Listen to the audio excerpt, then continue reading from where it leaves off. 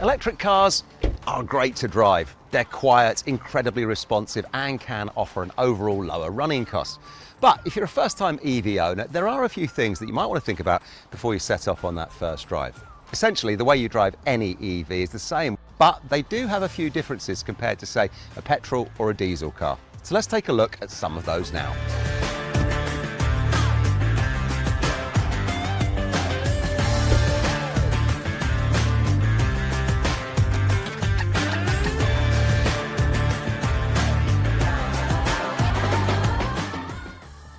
The first thing we need to talk about is acceleration. With an EV, the torque is delivered immediately. So the acceleration you feel may be quicker than the car that you're currently driving at the moment. And that acceleration can take you by surprise. So to begin with, just take it steady until you get a feel for the car.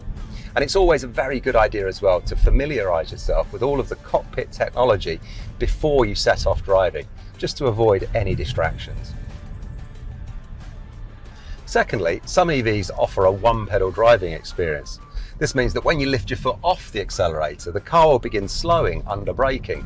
And this is called regenerative or regen braking. And it's effectively putting energy back into the battery. And with some EVs, you can set the regen braking levels from light to strong.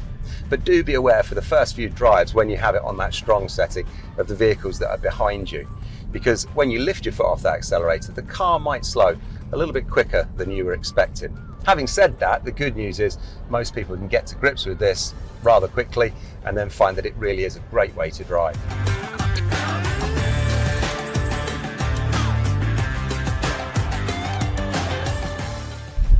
The advantage of one-pedal driving is that you're able to start and stop the car in most traffic conditions using just the accelerator pedal.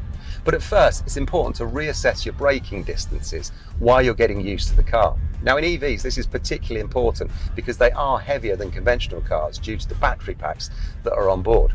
And this is particularly noticeable in wet or wintry conditions. So take time to get accustomed to the car's handling, and where you can, try to apply smooth acceleration and braking. One of the unique things about EVs is that they're incredibly quiet.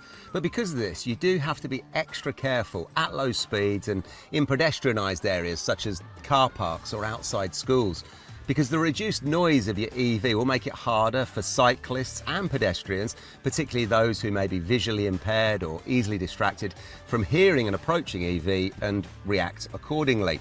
Animals too may not be quite so quick to hear you coming. And lastly, planning your journey. Range anxiety is the fear of your EV running out of charge before you get to your destination.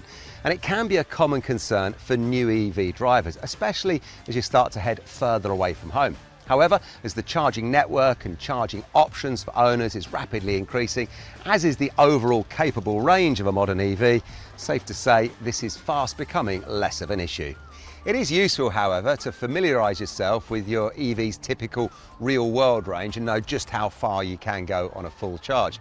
And for longer journeys, obviously make sure that your EV is fully charged before you set off.